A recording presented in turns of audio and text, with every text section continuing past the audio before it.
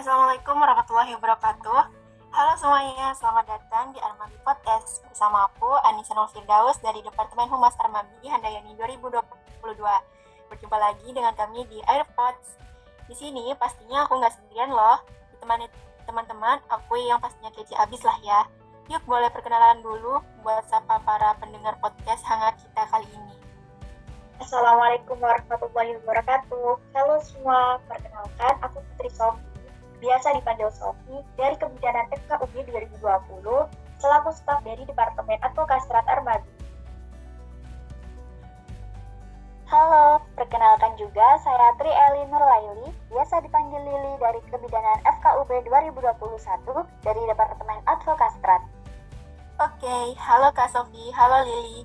Nah, di sini kita bakal membahas proker yang dijalankan oleh Departemen Advokastrat, yaitu Dikala atau diskusi dan kajian berkala. Kalau boleh tahu nih, Dikala itu apa ya? Dan kapan sih Dikala itu dilaksanakan? Jadi, Dikala ini merupakan forum diskusi dengan tujuan mengkaji suatu isu untuk menghasilkan suatu aksi dan propaganda sebagai upaya pemecahan masalah yang terjadi di dunia kesehatan maupun kebidanan. Dikala telah kita laksanakan pada tanggal 1 April 2022 melalui media Zoom dan diikuti oleh mahasiswa kebidanan 2019, 2020, dan 2021 yang tertarik untuk ikut dalam diskusi terhadap topik yang telah ditentukan. Wah, menarik ya Dikala ini. Selain diskusinya yang aktif, hasilnya pun juga aplikatif. Oh iya, untuk Dikala yang pertama ini, topik yang diambil kalau tidak salah adalah terkait beauty and insecurity. Benar nggak nih? Nah, dari Advokastrat sendiri, apakah ada alasan tersendiri mengapa memilih untuk mengangkat isu atau topik tersebut? Oke, jadi dari kami awalnya berminat untuk mengkaji seputar keinsecurean yang menjadi dilema-dilema remaja sekarang. Dan insecure ini paling banyak terjadi pada perempuan. Sebagian dari mereka itu merasa tidak mampu memberikan kepuasan bagi dirinya sendiri melalui aktualisasi dan tujuan-tujuannya yang ingin dicapai.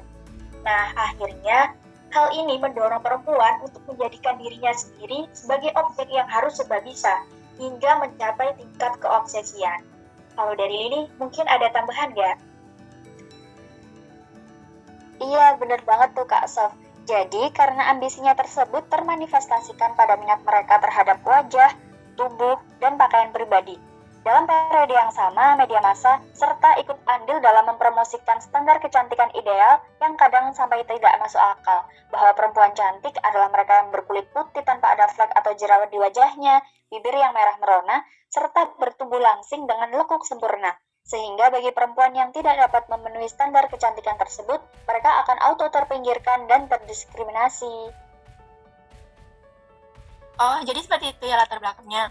Kalau sebenarnya masih banyak perempuan-perempuan yang merasa insecure karena tidak pernah puas terhadap dirinya sendiri, sehingga ketidakpuasan tersebut membuat mereka akan terus mengupgrade diri hingga lupa bahwa standar kecantikan itu tidak akan pernah habis kalau hanya dari segi fisik saja.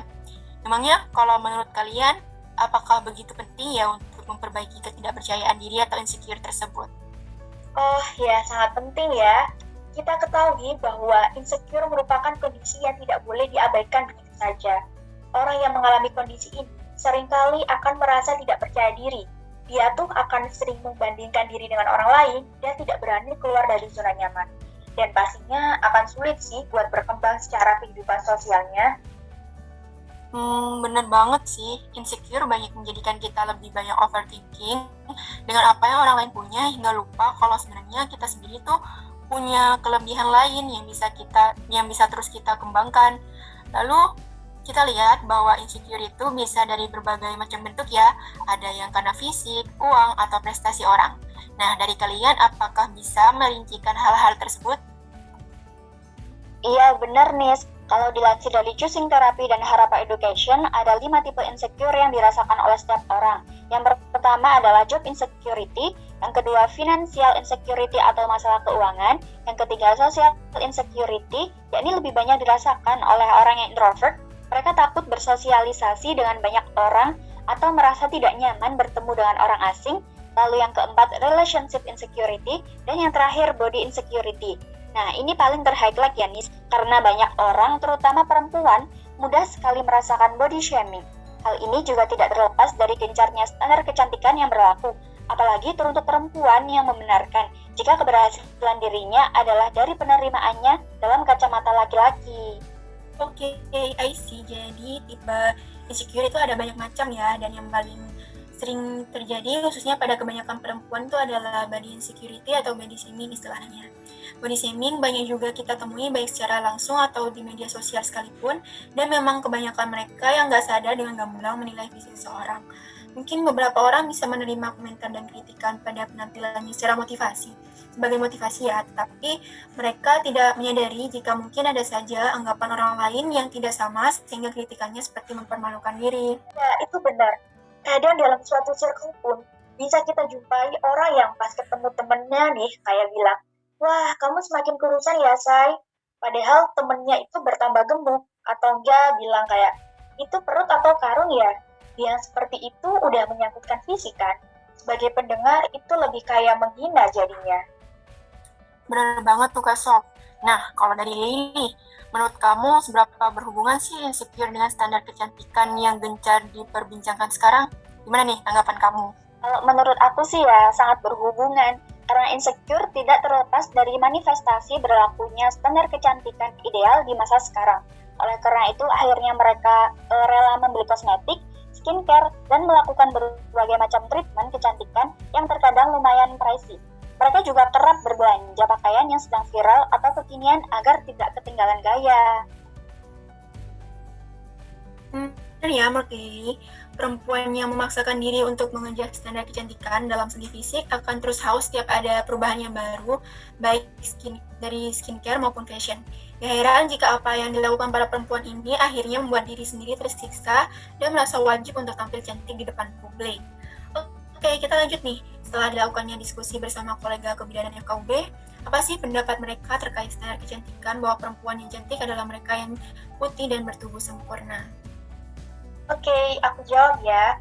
Menurut kami, standard of beauty adalah cantik, putih, dan bertubuh sempurna merupakan kultur yang sebenarnya tidak benar-benar ada dan hanya diciptakan oleh kelompok atau segelintir orang yang memiliki kepentingan dengan hal tersebut. Atau intinya hanya berlaku sama orang-orang yang mengejar standar itu. Padahal, seharusnya standar kecantikan tidak tertutup pada fisik saja, akan tetapi harus diperluas dari segi perilaku diri dan potensi intelektual. Terciptanya standar tersebut tidak bisa menjadi patokan penilaian, karena setiap perempuan berasal dari banyak ras, suku, dan budaya yang berlaku di lingkungannya serta memiliki karakteristik uniknya masing-masing. Jadi intinya tidak terbatas dan nggak bisa disamaratakan. Benar itu Kak Sof. Dari kami juga berpendapat bahwa hingga sampai saat ini dampak berlakunya standar kecantikan atau beauty privilege tersebut masih hangat dirasakan.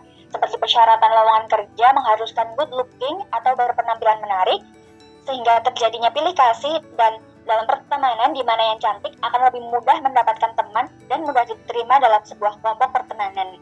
Tetapi tidak selamanya pandangan beauty privilege oleh mereka yang terdiskriminasi adalah hal benar.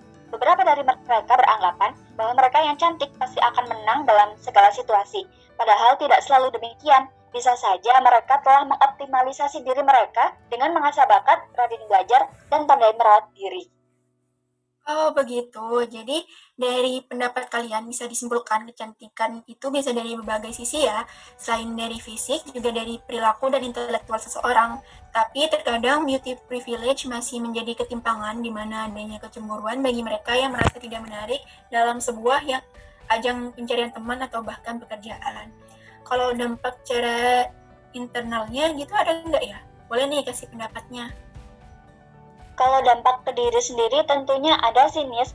Standarisasi ini kan dapat membuat seorang perempuan mendiskriminasi dengan cara membenci diri sendiri karena tidak dapat memenuhi aktualisasinya di mata masyarakat.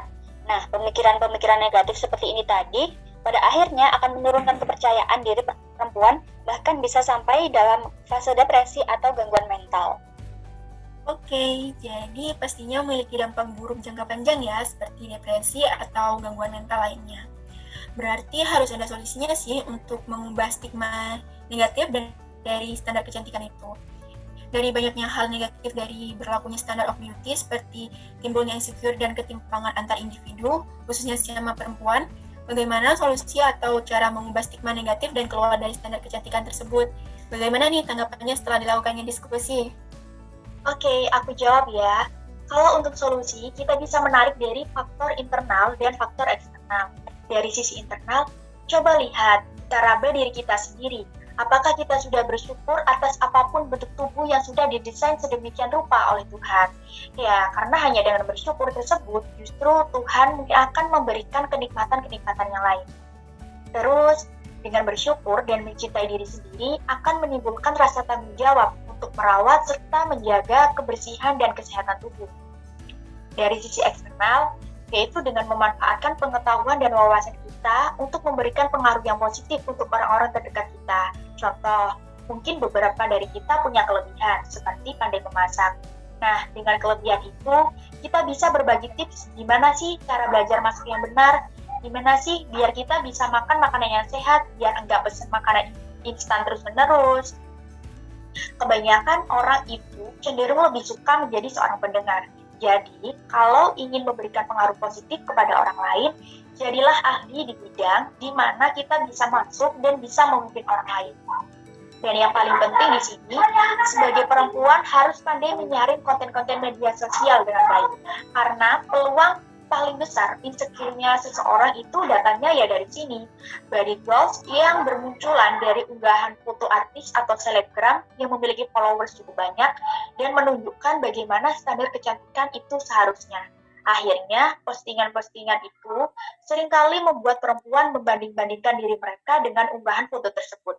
Nah, dari sini masih ada loh sebagian dari perempuan yang menganggap hal tersebut sebagai kompetisi yang harus dicapai untuk menjadi siapa yang paling cantik dan siapa yang paling banyak mendapat pujian dari banyak orang. Itu sih ya kalau terkait solusi. Mungkin dari Lili ada tambahan nggak nih? Mostly udah banyak yang disebutin ya tadi sama Kak Sofi. Oke, di sini aku mau nambahin aja kalau kita nih sebagai mahasiswa, kita dapat memberikan dukungan terhadap sesama perempuan, seperti dengan memberikan informasi terkait baik buruknya standar kecantikan dan memanfaatkan media sosial untuk terus menebarluaskan informasi yang positif seperti konten mencintai diri sendiri, cara perawatan tubuh, dan cara diet sehat. Karena kalau standarisasi ini menjadi kebutuhan seorang perempuan, maka nanti dampak negatifnya akan sangat tampak. Salah satunya yaitu banyak perempuan yang menyesal bahkan membenci dirinya sendiri karena tidak berhasil memenuhi standar kecantikan yang digambarkan oleh media sosial. Kebijakan tersebut bukan tidak mungkin mengarah kepada hal-hal negatif seperti diet ketat yang membahayakan kesehatan, eating disorder seperti bulimia dan anoreksia. Mungkin itu tadi yang bisa kami sebutkan ya untuk solusi-solusinya. Oke, terima kasih sudah disebutkan panjang lebar. Jadi, solusi untuk bisa terlepas dari standarisasi tersebut berasal dari faktor internal dan eksternal. Dari sisi internal terfokus bagaimana sebagai perempuan harus bisa menerima dengan mencintai diri sendiri apa adanya ya. Perilaku ini sangat dibutuhkan bagi setiap perempuan agar mereka dapat menghargai diri dengan fisik yang sudah diberikan oleh Tuhan. Lalu dari sisi eksternal, bisa dilakukan dengan cara menyaring segala informasi yang kita dapatkan dan yang akan kita bagikan ke orang lain.